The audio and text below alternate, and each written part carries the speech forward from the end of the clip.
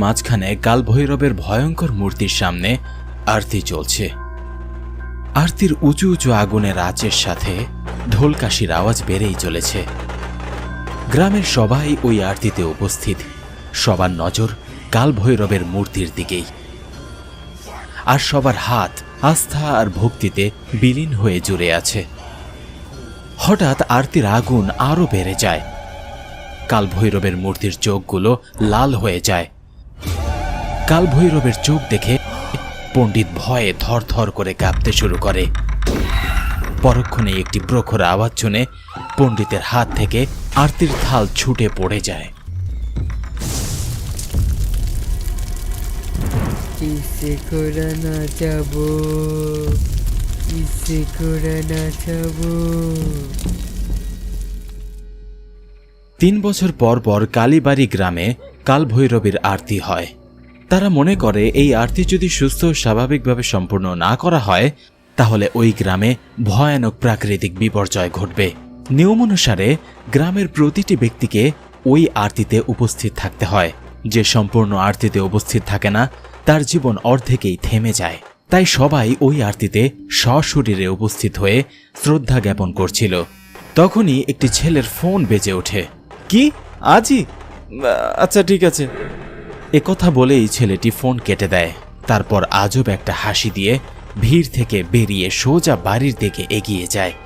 ছেলেটি যেতেই কালভৈরবীর চোখ একদম লাল হয়ে যায়, আর পরক্ষণেই আগুনের আঁচ আরও বেড়ে যায়। পণ্ডিত সেটা সামলে উঠতে পারে না। তারপর আরতির ওই থাল মাটিতে পড়ে যায়। সে চিৎকার করে সবাইকে বলে, বিনাশ, মহাবিনাশ! এখন এই গ্রামকে আর কেউই বাঁচাতে পারবে না। কাল ভৈরব আমাদের আরতি গ্রহণ করেনি, কোনো এক পাপী আরতিতে বিঘ্ন ঘটিয়েছে। কে সেই ব্যক্তি যে পুরো গ্রামকে এইভাবে ঝুঁকির মুখে ফেলে দিল? কেও যে কালকে জাগ্রত করতে উঠে পড়ে লেগেছে? পণ্ডিতের কথা শুনে সব গ্রামবাসী ভয়ে ভয়ে একে অপরের দিকে তাকাচ্ছিল। হঠাৎ করেই এক মুহূর্তের জন্য সবার শ্বাস প্রশ্বাস থমকে যায়, কারণ কালভৈরবীর চোখ থেকে আগুন বের হচ্ছিল। এটা দেখে সব গ্রামবাসী সেখান থেকে পালিয়ে যায়। পালাও, কালভৈরবী নিজের রুদ্ররূপে চলে এসেছে। পালাও পালাও, জলদি পালাও।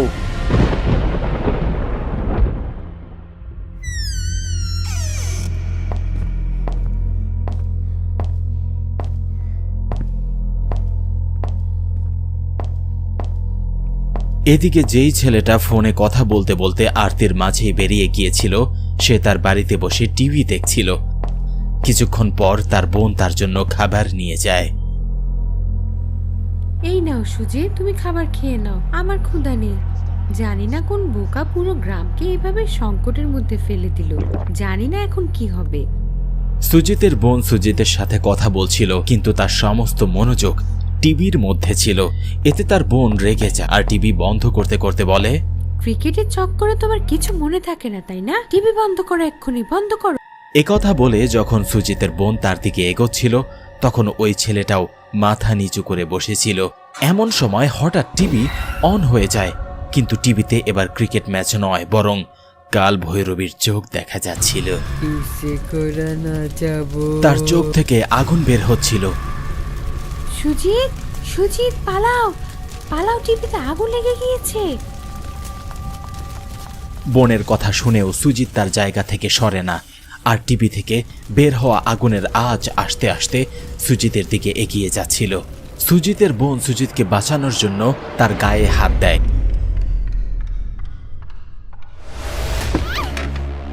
কিন্তু তার বোন এখনো সুজিতের নামই নিচ্ছিল।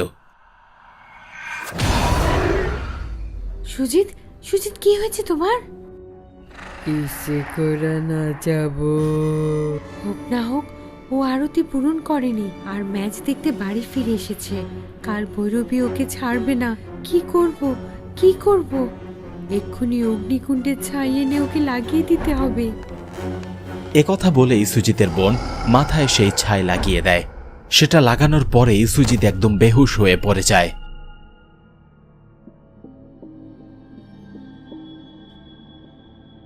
তারপর যখন তার জ্ঞান ফিরে আসে, সাল্লা দিদি, আরে আমি নিচে কিভাবে ঘুমিয়ে পড়লাম?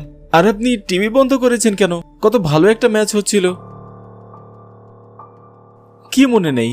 আমরা ম্যাচ জিততেই চলেছিলাম। ক্রিসে আমাদের মাহি আছে। কি তোমার কিছু মনে নেই? ওর কিছু মনে নেই, কিন্তু আমার মনে হয় পণ্ডিত মশাইয়ের সাথে দেখা করে তাকে সব কিছু বলা উচিত। কিন্তু না, গ্রামের নিয়ম অনুসারে যে বা যারা আরতি পূরণ না করে তাদের এই গ্রাম ছেড়ে চলে যেতে হয়। কাউকে কোনো কিছু না বলাই ভালো। পরের রাতে পুরো গ্রামে মৃত্যুর নিস্তব্ধতা ছেয়ে গিয়েছিল। শার্লাও তার ঘরে নিশ্চিন্তে ঘুমাচ্ছিল, কিন্তু হঠাৎ একটি চিৎকারের শব্দে তার ঘুম ভেঙে যায়। সে কোনো অশুভ ঘটনার ইঙ্গিত পাচ্ছিল। এইসব ভাবতে ভাবতে যখন সে সুজিতকে দেখার জন্য তার ঘরে যায়, তখন সে যা দেখে তা দেখে তার শরীরের প্রতিটি লোম দাঁড়িয়ে যায়।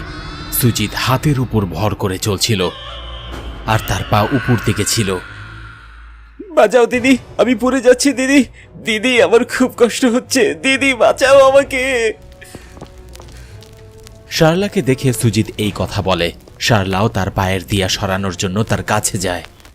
সে দিয়া ছোঁয়ার পরক্ষণেই সুজিত আগের মতো তার দুই পায়ে দাঁড়িয়ে যায়, কিন্তু তার চেহারা খুবই ভয়ানক হয়ে উঠেছিল। এটা দেখে শার্লার চোখ ভিজে যায়। শার্লাকে কিছু একটা বলতে যাচ্ছিল, কিন্তু যখনই সে তার মুখ খুলে, ইসে করে না যাব, ইসে করে না যাব। একথা বলার পরে সুজিতের শরীরের অর্ধেক অংশ একটি মহিলার শরীরে পরিণত হয়েছিল। তার হাত আস্তে আস্তে বড় হচ্ছিল।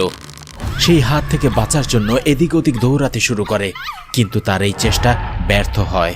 বাঁচাও, আমাকে আমাকে কেউ বাঁচাও। ইসে করে না যাব, ইসে করে না যাব। শার্লার চিৎকার শুনে পণ্ডিত তাদের বাড়িতে চলে আসে। আরে, এটা তো কাল ভৈরবের আওয়াজ। ইসে কোরা নাচাবো, ইসে কোরা নাচাবো, মানে ওকে কেউ বাঁচাতে পারবে না। হে ঈশ্বর, ওর পর পুরো গ্রাম বিপদে পড়বে। আমার তো কিছু একটা করতেই হবে। ছাই লাগানোর পর সুজিত আবার বেহুশ হয়ে মাটিতে পড়ে যায়। শার্লাও এখন মুক্ত হয়ে গিয়েছিল। কালির কালকে আমন্ত্রণ দিয়েছে তোমরা, এখন শুধু অন্ধকার হবে, চারিদিক অন্ধকার হয়ে যাবে, কেউ বাঁচবে না, কেউ না। পণ্ডিত মশাই, কোনো না কোনো উপায় তো থাকবে আমার ভাইকে, আমার গ্রামকে বাঁচানোর। হ্যাঁ আছে, কিন্তু খুবই মুশকিল। সুজিতকে কালী মায়ের মূর্তির দিক ঘুরে ঘুরে কয়েক মাসের আরতি শেষ করতে হবে। খরা রোদ থাকুক বা তুফান যাই থাকুক না কেন, থামা যাবে না। তারপরেই কাল ভৈরব প্রসন্ন হবে, আর সে প্রসন্ন হতেই ওর আরতি প্রসাদ রূপে গ্রহণ করে নেবে। আর আরতির প্রসাদ খেলেই সুজিত একদম ঠিক হয়ে যাবে। পণ্ডিত যখন শার্লাকে এইসব কথা বলছিল, তখন সুজিতের জ্ঞান ফিরে আসে। সে হুঁশে ফিরে আসতেই পণ্ডিতকে বলে, আমি এই পরিক্রমা করব। সুজিত তার হাতে আরতি থালা নিয়ে কাল ভৈরবের পরিক্রমা করতে শুরু করে। আরতির আগুন বেড়েই যাচ্ছিল। সুজিত প্রতিটি কদম বাড়ানোর সাথে সাথে একবার পুরুষ হতো, তো আরেকবার কাল ভৈরবের রূপ ধারণ করত।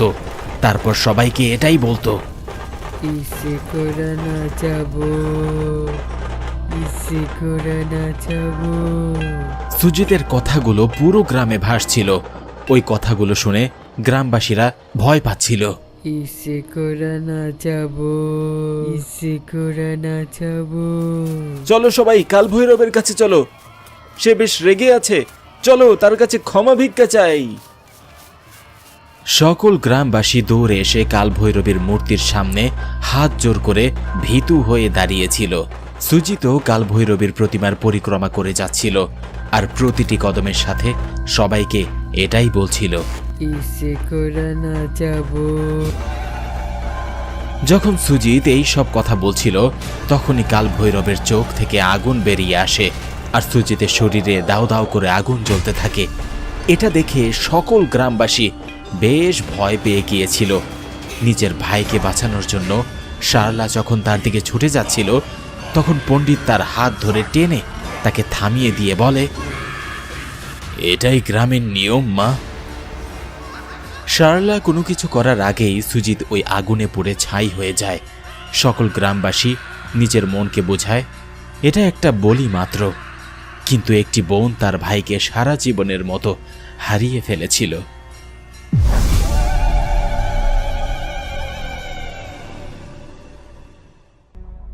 ভয়ে ভরা এমন গল্প দেখার জন্য এখনই সাবস্ক্রাইব করুন ডুডু টিভি হরর বাংলা। আর যদি আপনি চান আপনার ভয়ানক কাহিনীও মানুষ জানুক, তাহলে এক্ষুনি ডুডু টিভিতে ইমেল করুন। হয়তো পরবর্তী রূপ কাঁপিয়ে দেওয়ার মতো কাহিনী আপনারটাই হবে।